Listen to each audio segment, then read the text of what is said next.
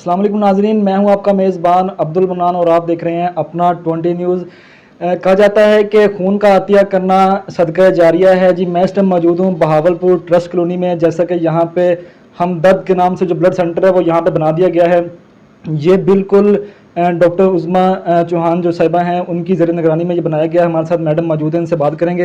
अस्सलाम वालेकुम मैडम।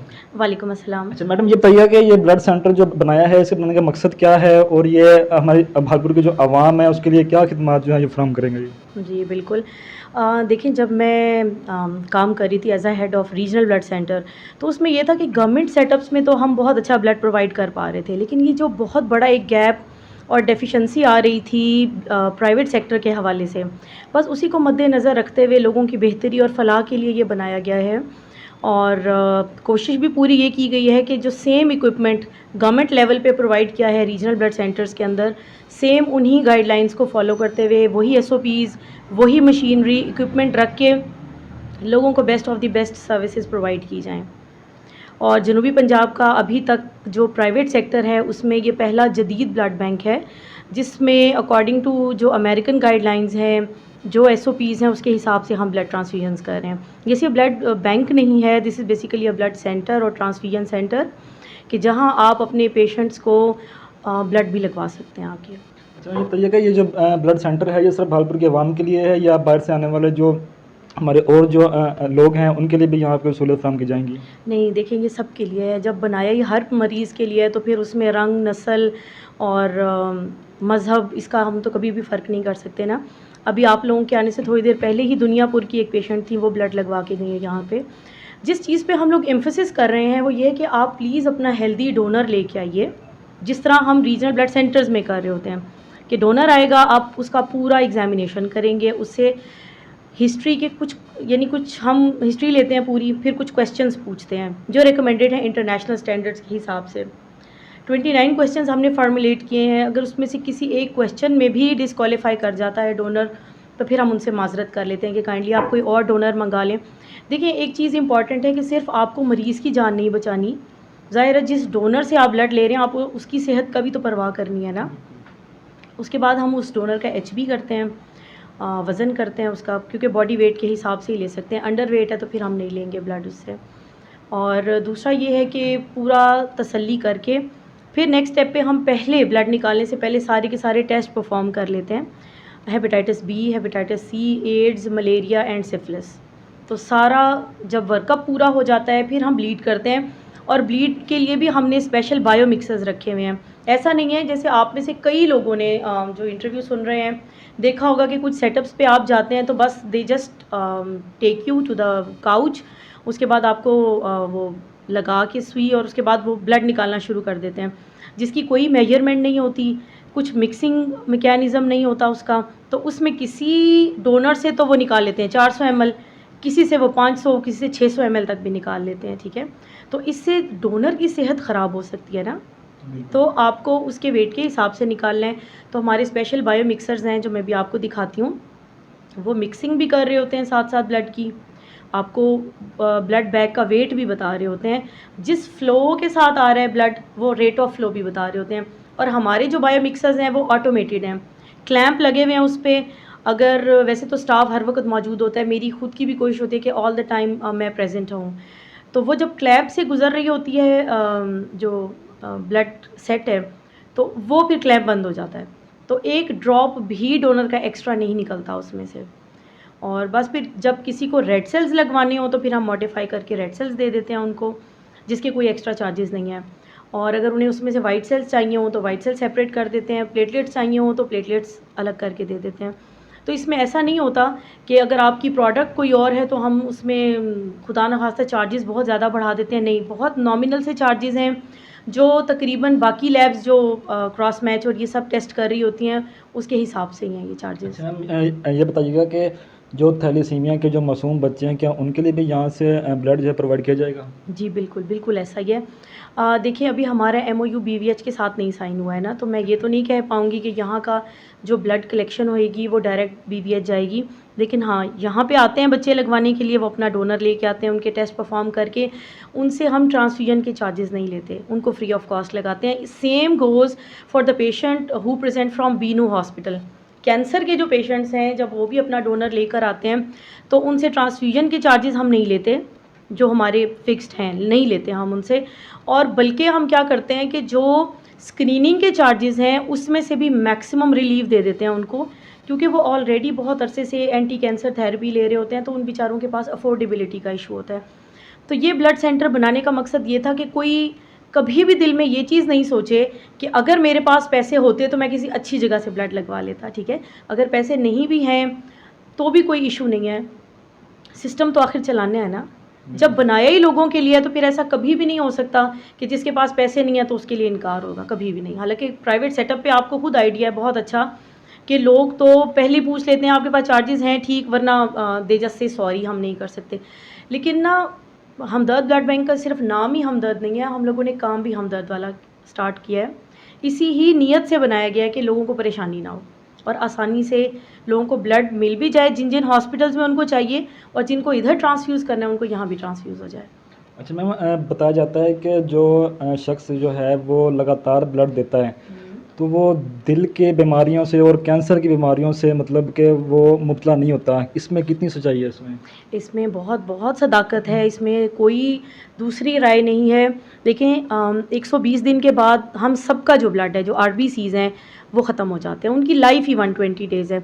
लेकिन जो लोग रेगुलरली ब्लड दे रहे होते हैं, डोनेट कर रहे होते हैं, तो उनका बोन मैरो बहुत अच्छे, जल्दी और बड़े फ्रेश रेड सेल्स बना रहा होता है। तो ये बहुत सारी बीमारियों में उनको प्रोटेक्टिव इफ़ेक्ट दे रहा होता है। जैसे एक मिथ डिवेलप है कि जी फीमेल्स से ब्लड नहीं लेना या फीमेल्स नहीं दे सकती। देखिए, अगर उनका एचबी पूरा है, वो एक्टिव है, तो दे कैन डोनेट। यूजुअली जो इस चीज़ से रिलेट कर रहे होते हैं, क्योंकि यूजुअली फीमेल्स का एचबी पूरा नहीं होता ना, तो वो इस लिहाज से डेफ़र हो जाती हैं। लेकिन कभी भी इस वजह से हम डेफ़र नहीं करते, हम या इंटरनेशनली कि ये फ़ीमेल है तो इससे ब्लड नहीं लेना, नहीं, ऐसा नहीं होता बिल्कुल भी। अच्छा मैम, ये बताइएगा कि जो अब बीवीएच की आप उधर हेड भी रह चुके हैं आरबीसी के, तो वहाँ पे जो लोग आते हैं वो दूर दराज से भी आते हैं, तो उनको वहाँ पर घंटों घंटों 4-4 घंटे वहाँ में इंतज़ार कराना पड़ता है। क्या यहाँ भी मतलब ऐसा है या उनको कोई स्पेशल सहूलियत उनको फराहम की जाएंगी? नहीं, देखिए, बीवीएच एक गवर्नमेंट का सेटअप है ना, तो वहाँ तो रश बहुत ज़्यादा हो जाता है, बहुत ही ज़्यादा रश हो जाता है। ये प्राइवेट सेटअप है, अभी अर्ली स्टेजेस में है, लेकिन मैंने जितना स्टाफ रखा है वो ट्रेंड हैं। They just do all the test very quickly, क्योंकि हमें लगाना होता है इलाइज़ा बेस्ड, तो जो टाइम तो चाहिए ही चाहिए ना इलाइज़ा का बैज लगने के लिए, वो तो लगेगा, लेकिन अदरवाइज़ नहीं। जैसे ही आएंगे फ़ौरन से उनका सैंपल ले लेंगे। डिवाइड हो जाते हैं लोग, कुछ जो वर्कर्स हैं, जो एम्प्लॉइज़ हैं, वो ब्लड सैंपल लेके उसमें टेस्ट परफॉर्म करना शुरू कर देंगे, कुछ जो है वो हिस्ट्री लेना शुरू कर देंगे, ताकि एक टाइम लाइन के ऊपर हम उन्हें ब्लड प्रोवाइड कर दें। देखिए, बहुत सारे लोग तब आते हैं जब ऑपरेट शुरू होने वाला होता है किसी भी हॉस्पिटल में, या अगर इधर लगवाना है उन्होंने, तो अगर हम बहुत डिले करेंगे तो फिर तो कोई फ़ायदा नहीं है ना, फिर तो सेंटर बनाने का ही कोई फ़ायदा नहीं है। अच्छा मैम, ये 24 घंटे सर्विस जो है वो अवेलेबल है यहाँ पे? जी बिल्कुल, 24 घंटे ही अवेलेबल है। मोस्टली ये होता है कि नाइट में यूजुअली, क्योंकि मरीज़ नहीं आ रहे होते, तो इसलिए नाइट बहुत रूटीन में हमारी तरफ से तो ओपन होता है, लेकिन एज़ सच रश नहीं होता नाइट टाइम में। मॉर्निंग एंड इवनिंग में काफ़ी लोग आ रहे होते हैं। अच्छा, मेरी एक गुजारिश सबसे ये है कि देखें, ब्लड बैंक कभी भी इस पर्पज़ के लिए नहीं बनाए जाते कि आपको कोई ग्रुप नहीं मिल रहा तो यू जस्ट कॉल, जी मुझे ना नेगेटिव ग्रुप चाहिए। आप ये सोच के पॉजिटिव ग्रुप भी अपने डोनर्स लेकर आके तसल्ली से सारे टेस्ट करा के अपने मरीज़ को ब्लड लगवाएं, ताकि उनकी सेहत का भी ख्याल रखा जा सके। अब आप ये मुझे बताएं, किसी बैंक में जब तक आपका अकाउंट नहीं होगा, कि आपको वहाँ से वो ट्रांजैक्शन कर सकते हैं आप एटीएम से? नहीं कर सकते ना। तो मेन जो पर्पस ब्लड बैंक्स का होता है कि आप प्रॉपरली तसल्ली से सेहत के हिफ्ज़ाने असूल पूरे करते हुए आप अपना ब्लड निकलवाएं अपने डोनर का। उसको कुछ अरसे के लिए आप स्टोर करा सकते हैं, लाइक 2 घंटे, 3 घंटे, 4 दिन। एक ब्लड बैग की जो लाइफ है EDTA में, दैट इज़ 35 डेज़, तो 35 दिन तक वो ब्लड का आरामद होता है। तो प्लीज़, सिर्फ इसलिए नहीं होते ब्लड बैंक्स कि जब आपको नहीं मिलेगा तो then you just move to blood bank. लेकिन नॉर्मली भी आपके मरीज़ जहाँ भी एडमिट हैं, आप कोशिश करें कि आप एक अच्छे सेंटर से जाके ब्लड निकलवा के अपने मरीज़ को लगवाएं। अच्छा मैम, ये बताइए कि जो डोनर जो होता है तो उनके लिए आप क्या फैसिलिटी यहाँ अपना प्रोवाइड करते हैं उनके लिए? देखिए, हमारे लिए सबसे ज़्यादा जो मोतबर है ना ब्लड बैंकिंग में, वो डोनर है। जब तक डोनर नहीं आएगा आप ब्लड कहाँ से लेंगे? ना किसी फार्मास्यूटिकल कंपनी से मिलेगा, ना किसी स्टोर से मिलेगा ब्लड। ह्यूमन बॉडी से निकलना है और ह्यूमन बॉडी में जाना है, ठीक है? तो डोनर के लिए तो हम ये फैसिलिटीज़ दे रहे होते हैं कि उनके जितने भी टेस्ट हैं, ठीक है? डोनर तो पे नहीं करेगा ना। जिस पेशेंट को ब्लड लगना है वो लोग पे करेंगे डोनर के टेस्ट के लिए। तो डोनर के जो टेस्ट हो गए सारे ये फ्री ऑफ कॉस्ट हो गए फॉर डोनर। डोनर ने कुछ भी पे नहीं किया इसके अंदर, ठीक है? दूसरी चीज़ ये है कि हम डोनर को बिल्कुल उसी तरह सर्व करते हैं जैसे ब्लड सेंटर्स में होता है कि जब वो डोनेशन उनकी कंप्लीट हो जाती है तो हम उनको we serve them with juice with. दूसरी चीज़ ये है कि जब इसी डोनर को अपने किसी रिलेटिव के लिए चाहिए होगा ब्लड किसी भी प्राइवेट हॉस्पिटल में, ठीक है, तो हम उनको प्रोवाइड करेंगे। और इसके अलावा हम लोगों ने सर्टिफिकेट्स दिए हुए हैं प्रिंट आउट के लिए, तो हम वो सर्टिफिकेट्स भी प्रोवाइड करते हैं उनको जो देते हैं ब्लड आके।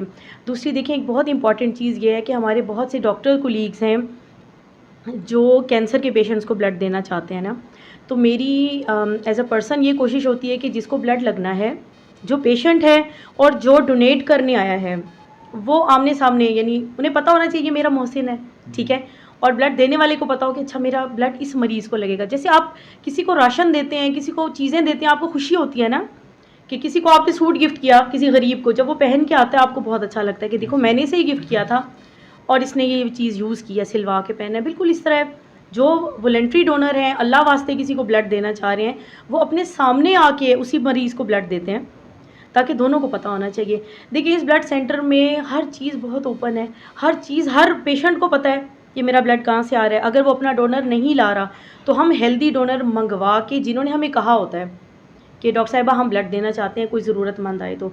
ऐसा नहीं होता कि आप किसी अननोन सोर्स से ब्लड मंगा लें, ABCD किसी सिटी से आपने मंगा लिया, जैसे बहुत से शहरों में ब्लड सप्लाई हो रही है, हमारे इस पूरे एरिया में लोग कर रहे हैं, लेकिन दैट इज़ इलीगल। तो अगर हम डॉक्टर हो के, एक अच्छी कम्युनिटी से हो के, FCPS करके अगर हम इन चीज़ों को इम्प्लीमेंट नहीं कराएंगे तो फिर हमारा कोई फ़ायदा नहीं है। अच्छा मैम, ये बताइएगा कि जो हमदर्द ब्लड सेंटर की जानिब से कोई कैंप का आगाज़ हो चुका है या कैंप अभी मतलब यहाँ से अभी स्टार्ट करने हैं? अभी मैंने कैंप स्टार्ट करने हैं। मैंने अभी इसलिए कैंप स्टार्ट नहीं किए क्योंकि मैं ये समझती हूँ कि जब आप किसी से खून लेते हो ना, वो आपके पास एक अमानत होती है, तो वो एक एक कतरा आप उसके लिए जवाबदेह हैं। तो अभी क्योंकि हमारा बहुत ज़्यादा आउटफ्लो नहीं हुआ ब्लड का, तो अगर हम कैंप लगाते हैं, ले आते हैं, देखिए कैंप वालों को क्या फ़ायदा है कि उनके टेस्ट सारे फ्री हो जाएंगे, ठीक है। जिस कैंप से आप ब्लड लेके आएंगे उनको हम प्रोवाइड करेंगे, तो ये भी एक उनको एक एज मिल जाएगा, लेकिन उस ब्लड को आखिर आगे जाना भी तो ज़रूरी है ना। तो जब तक हॉस्पिटल्स डिफरेंट सर्जिकल सेटअप हमसे ब्लड लेना शुरू करेंगे तब हम कैंप लगाएंगे। उससे पहले हम ये कर रहे हैं कि जो वॉलंटरीली आके देना चाह रहे हैं इंडिविजुअली एक एक करके, वो लोग आते हैं और बिल्कुल बीनू के पेशेंट्स को, थैलेसीमिया के पेशेंट्स को देते हैं अपने सामने, और उनके सामने ही लग रहा होता है। जी, जैसा कि यहाँ पे मैडम का कहना है कि 24 घंटे यहाँ पे सर्विस जो है वो अवेलेबल है। यहाँ पे जो घंटों लोग हैं जो बहावलपुर जो बाहर से भी आते हैं उनको घंटों यहाँ पे इंतज़ार नहीं करवाना पड़ता। अल्लाह ताला का भी कुरान पाक में अल्लाह ताला का भी इरशाद है कि जिसने एक इंसान की जान बचाई गोया उसने पूरी इंसानियत की जान बचाई।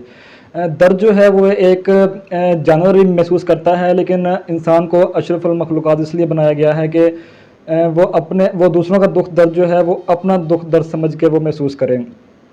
अगर आप में से भी कोई शख्स जो है वो खून का अतिया करना चाहता है तो नीचे कमेंट में आप अपना नाम, शहर का नाम, मोबाइल नंबर और ब्लड आप नीचे कमेंट कर दें ताकि किसी को भी अशद ज़रूरत पड़ सके तो आप लोगों से रब्ता किया जा सके।